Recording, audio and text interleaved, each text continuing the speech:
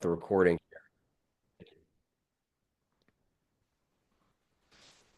So some of the highlights that we've had since being in business, and again, what we do is we advise and consult companies on the gaps in the recruitment life cycle. So wherever they're having repeat turnover, or they can't find the right people, or they're having issues with their retention, or they're having situations where they are having repeat vacancies or long overdue vacancies, or maybe they're relying too much on third party search firms.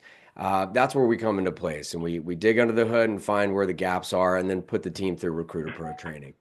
So one of the things we always like to focus on is focus itself, guys. In workshops and webinars like this, it can be a little bit it can be a little bit daunting when there's a lot of people that are on the screen, and you got a lot of things in your day. So thanks for joining us, first of all. But what we'll do here is we're going to cover a little bit about focus. Focus is important because in training, you're going to lose 30% in the first hour that you learn. You're going to lose 70% by the end of the week. You're going to lose 90% of what you've learned by the end of a 2 week period. So focus is really important. And there was a time in my life where I lost focus.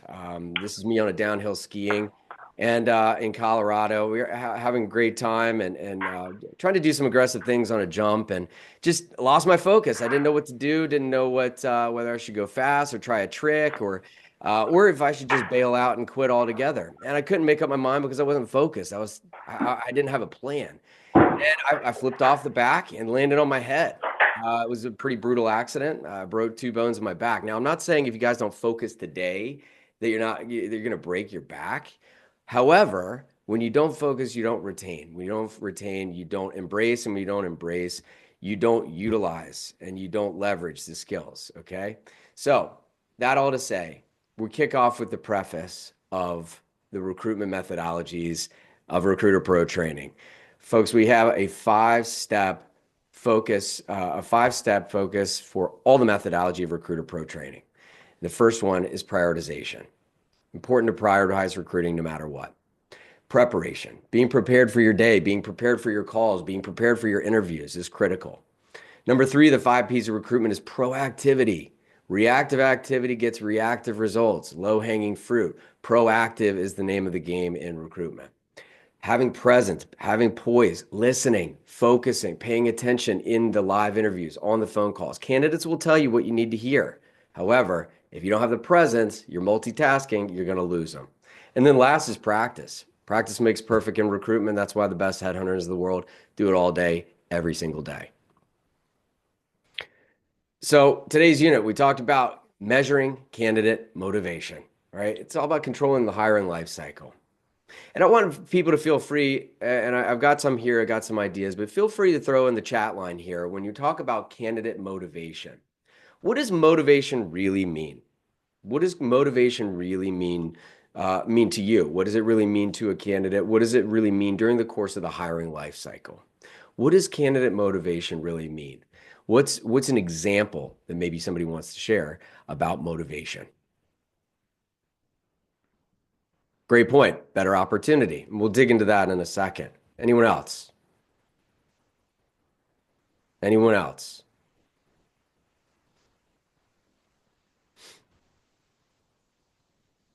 See, motivation is the act of the candidate's decision making. It's the why behind what they're doing. It's what's most important to them. It's a great point. Okay. It's what most important. And this is where some recruiters and human resources professionals struggle. And they may lose candidates during the course of the hiring life cycle. Okay, is misunderstanding or misinterpreting motivation. Here's a true statement before we get into the exercise that motivated candidates boost company culture. Makes sense, right? Makes sense. They boost company culture because motivated candidates want to do the job. They want to be there. They want to be a part of this organization. Okay. We saw something in the text earlier about it's a better opportunity for them. And in this exercise here, realistic motivators, I wanted to really test that. What really is a better opportunity? If I had $1 for every time that a candidate ever said to me, hey, I'm looking for a better opportunity. Why are you here today? Oh, I'm looking for a better opportunity. Well, anyone can say that. Anyone can say that. Anyone should hope that if you're a job seeker looking for a new opportunity. Anybody should be looking for that. But what really is a better opportunity, a new opportunity? And what distinguishes that in the recruiter's eyes as a realistic motivator or potentially a red flag? We're going to cover both today. Okay?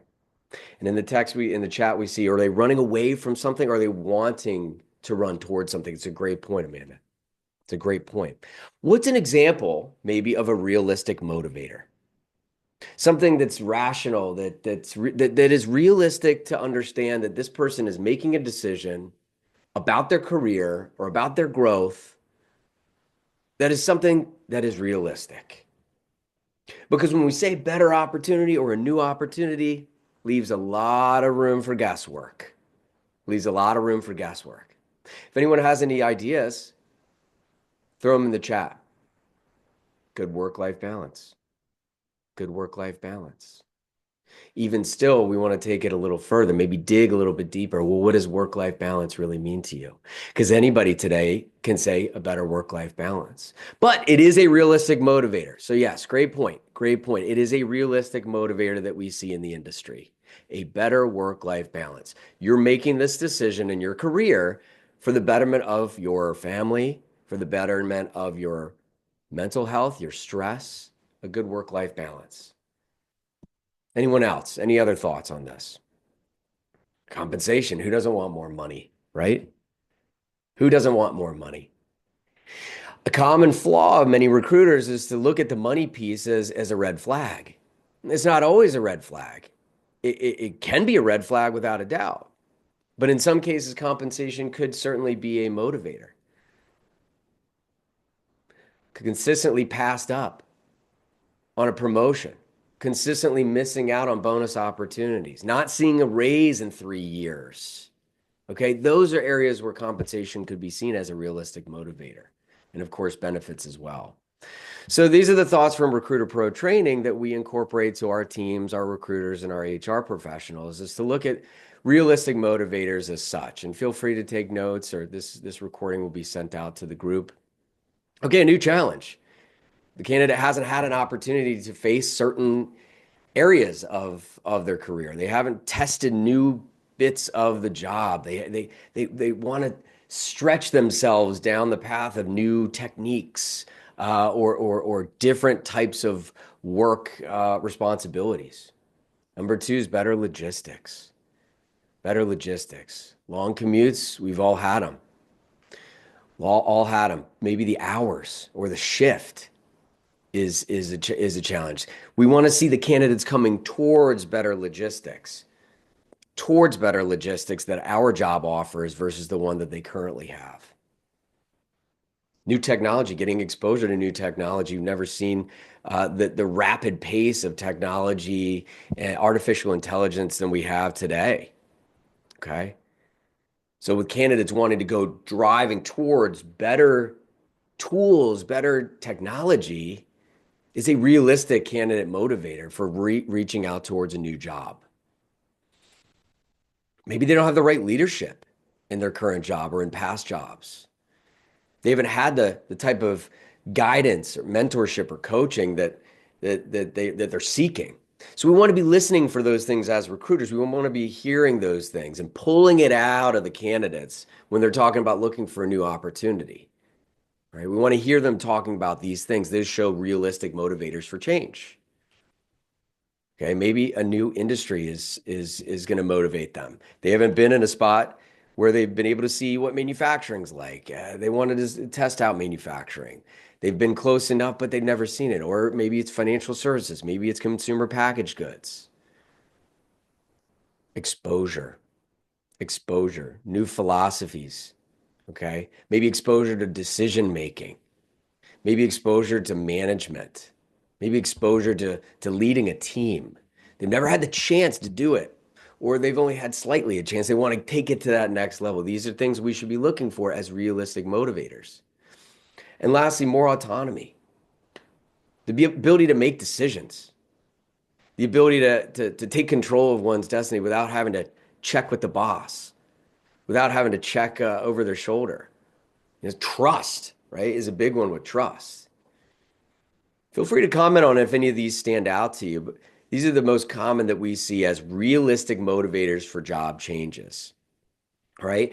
And also what we see with recruiters and HR professionals is that when they don't fully grasp this with their candidate and they can't really pinpoint with their candidate one of these items or others, you run the risk of losing your candidate.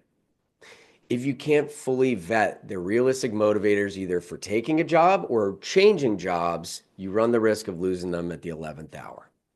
Okay.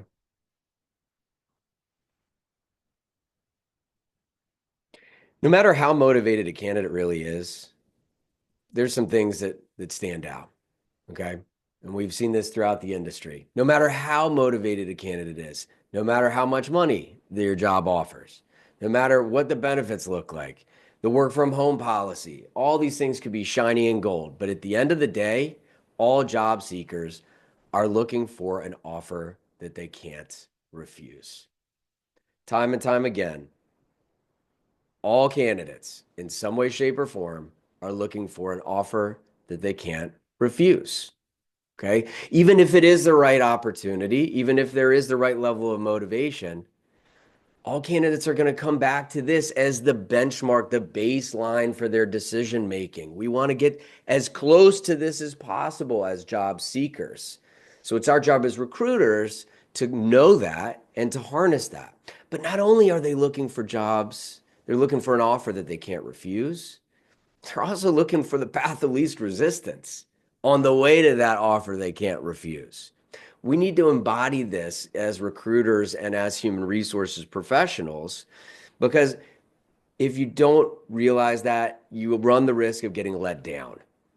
Okay. You run the risk of getting let down. Our job as recruiters in internal recruiters and talent acquisition professionals, HR professionals, is to guide and control the recruitment lifecycle. And if we know that this is in the back of the mind, it's an offer they can't refuse with the path of least resistance, then we have the ability to steer it, okay, and control it. And sometimes it's calling these things out and finding the red flags. We say red flag for a lot of things. You can say, oh, that's a red flag when somebody that you're dating does something a little bit strange. Well, it's the same philosophy with candidates. Okay. Many recruiters who haven't been properly trained, many human resources professionals who haven't been properly trained don't know when to look for or how to address red flags. So we'll talk about that now. Okay. Red flags can mean a lot of different things to a lot of different people. And so it's your job as an internal TA or HR professional to create your own set of red flags. Now, there's some that are kind of universal across the board here. So I would like to raise it up to a chat of anyone who has any red flags that come into mind. And it could be from your personal life too, if somebody's showing a red flag. We've all been there. We've all had past relationships like that. What do candidate red flags take the shape of?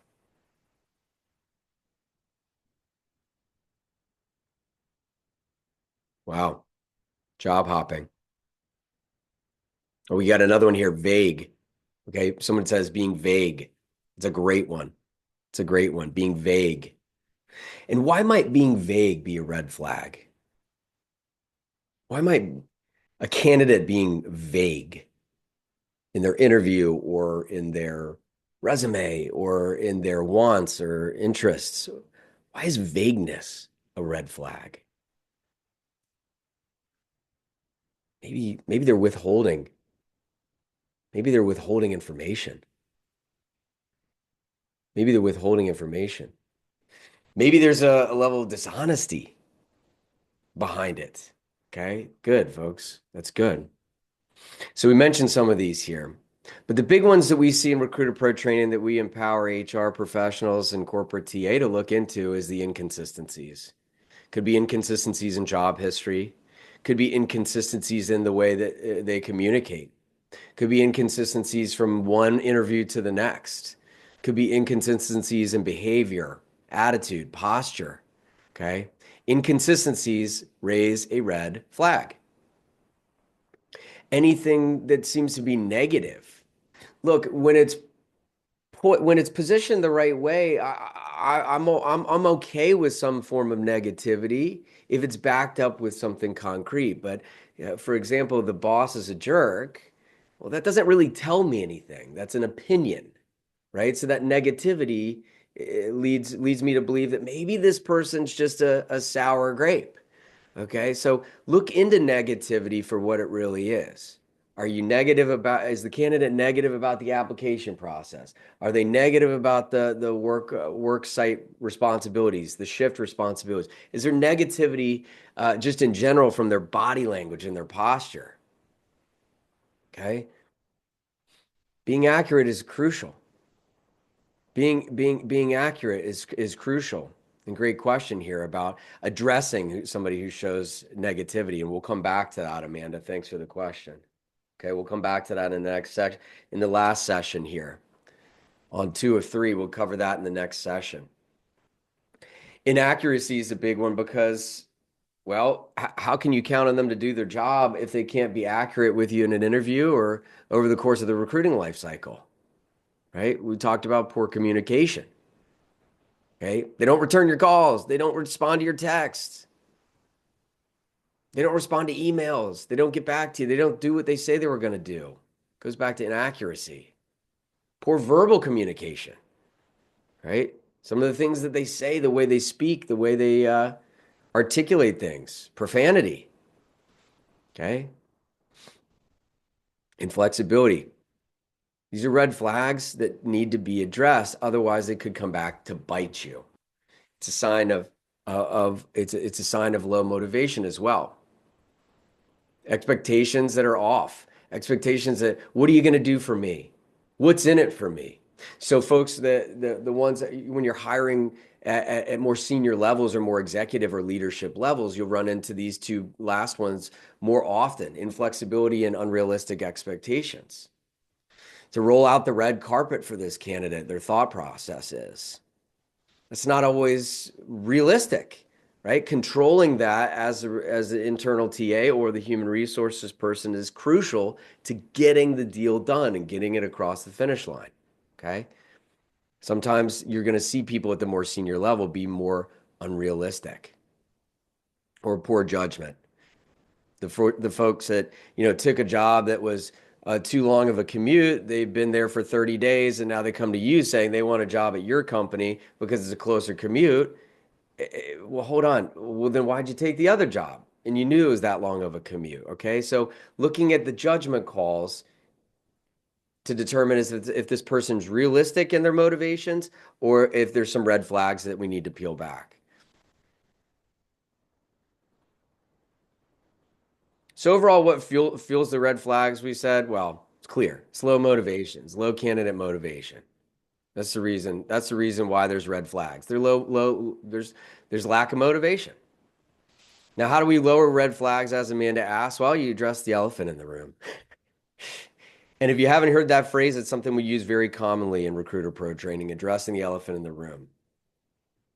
Okay. What does that really mean? We say it in daily vernacular. We say dress the elephant in the room with friends or partners. But this is a key concept, and it's the last one today for measuring candidate motivation in this session, is in the dialogue or in the live moments with a job seeker, with a candidate.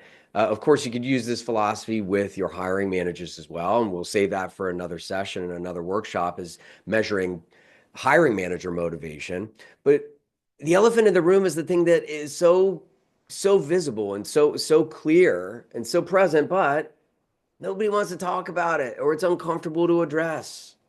Okay, we've all been there where you feel like something ought to be said, but you're just not sure. And this is where we can help with Recruiter Pro training to give you that guidance. Number one, what's compliant? What are you legally allowed to say and ask? Those some of those questions. But having the guts to take control of the hiring life cycle as the recruiting professional, as the HR leader of the company, you have to learn to address the elephant in the room.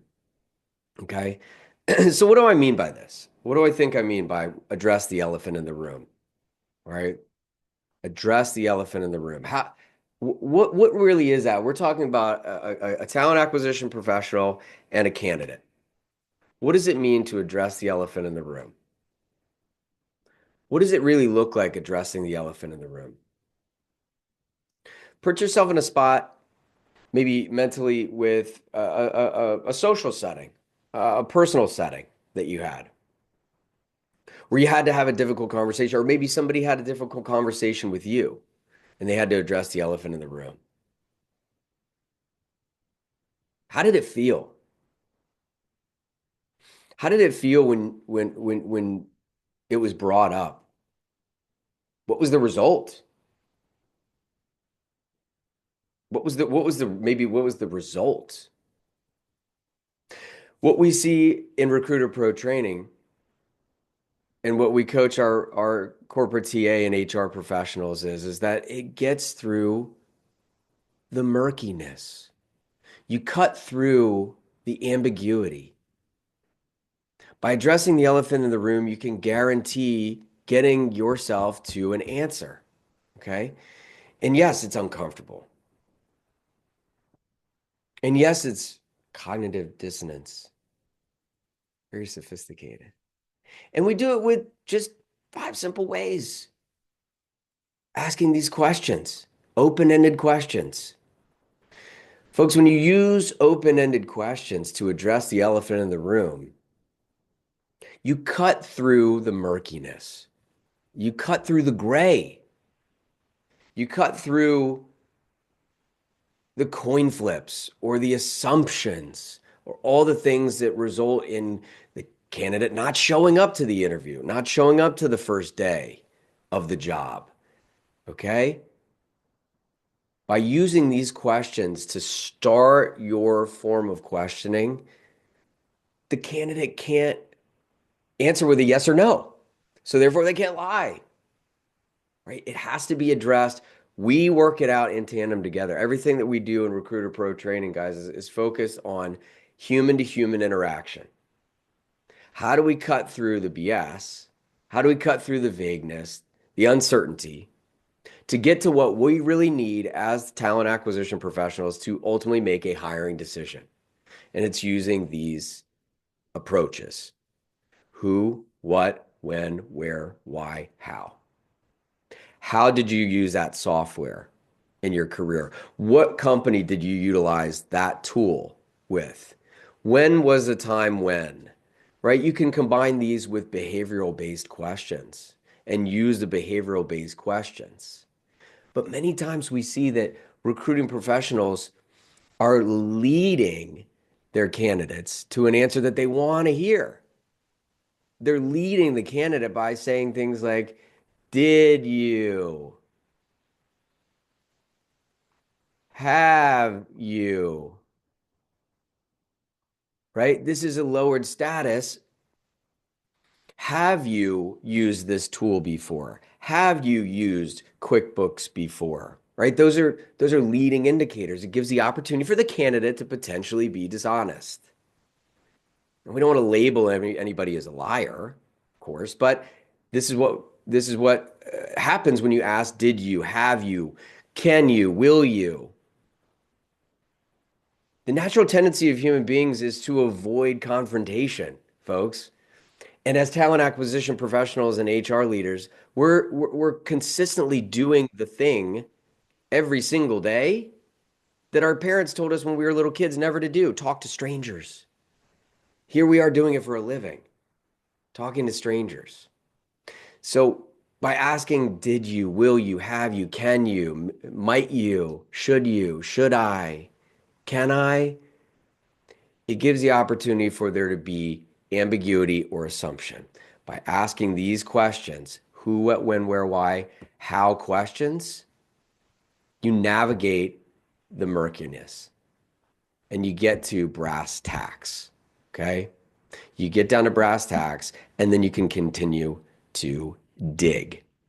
Because at the end of the day, folks, as talent acquisition professionals and as HR professionals, we all know, and by addressing the elephant in the room, it's critical that if something smells fishy, it's probably a fish.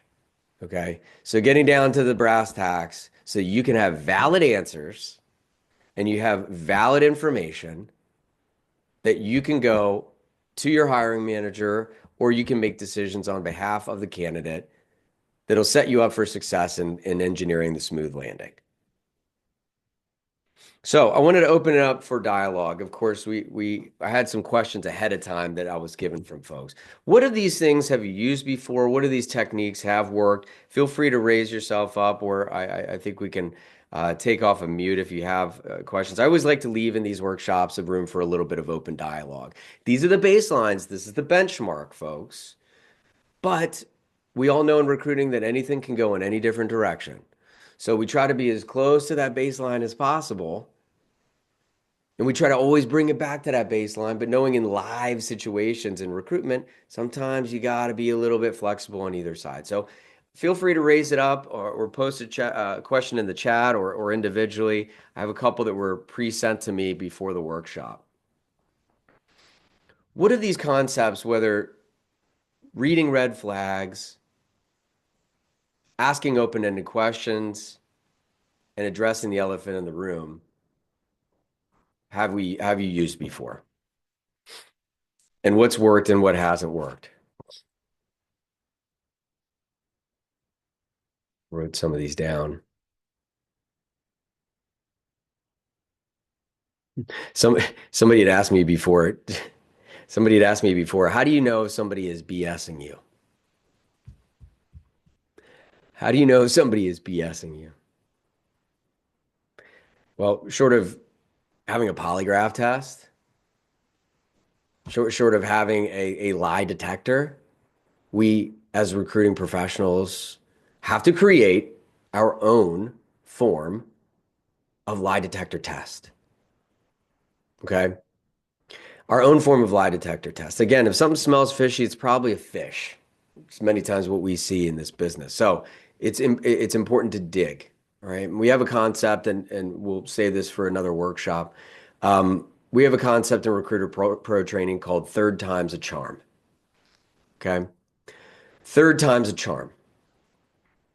Third time's a charm is a philosophy of asking the same question 3 different times in 3 different ways.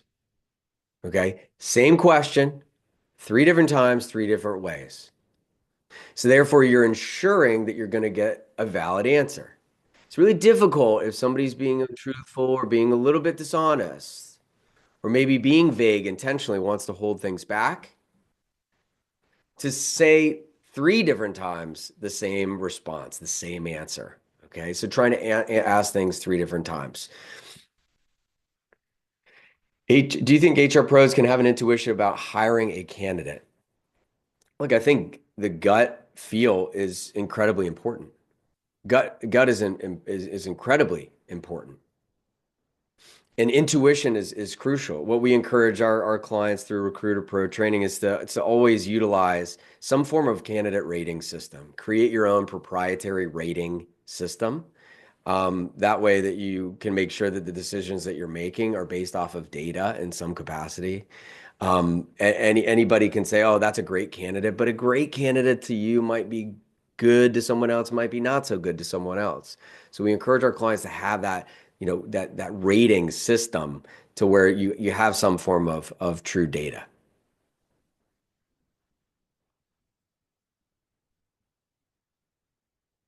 I want to share this as well for you guys. We do these every month in the same web forum. So, how do you know? What do you do if you can't lower a red flag? That's what somebody else had sent me ahead of time. What do you do if you can't lower a red flag? What do you do if you can't lower a red flag? And it's one of those things that we as recruiters, as I said earlier, you're always making a decision. You're always navigating this transaction. You're navigating the relationship. You're navigating this live question answer dialogue. But if you can't seem to lower a red flag, you have to make the determination, is this could this jeopardize the placement? Could this jeopardize the hire? Could this jeopardize my hiring manager's project that they're dealing with. And if that's the case, and you're at the point where this particular red flag could, in fact, jeopardize the department, the team, the project, you got to let it go. You have to let it go because the cost of hiring somebody that won't work out, or doesn't work out, or has short turnover, the cost of that is far higher than the cost of the job remaining vacant. Okay, time and time again, and research consistently shows the average cost of hiring an employee at every level on average is $4,500. That's within training, onboarding, benefits, and the like. Okay. That cost jumps up another 30% if that person doesn't stay for at least 90 days. Okay. So we're up to almost 7,000, especially if it's a client-facing role. You make a bad hire in a sales position or in customer service or account management or product management or project management, and they're interfacing with a client, that cost goes higher up and higher up, right? So we always see that if you can't sort out the red flag, you can't call it out and get down to the root of the decision, whether it's a good fit or not, you need to pass. Too many times recruiters and HR professionals try to put somebody in there, and hiring managers do it too. They want a body. They want a body, which is a terrible way to look at hiring. They want a body because the gap has been there for so long. But they overlook red flags for the sake of filling the vacancy. And it's a big problem. Other questions on red flags, candidate motivators, whether realistic or red flags or the elephant in the room. What do these concepts work? Feel free to leave this in the workshop free feedback form. It's like 3 questions. Go a long way. Here's some of our socials on the side here. Thanks for joining, folks. I look forward to seeing you all on other workshops. We do these once a month. Of course, feel free to message me on the side. Anyone here today will get is welcome to get the recording or the slide deck, whatever you prefer, or to schedule a 15-minute call with me. And you say, hey, look, I like this concept. I'd love a little bit more information. Happy to support you and give you a little bit more dialogue on that. I have no other questions. I hope this helps you hire. So happy hiring. Good luck this week. Cheers.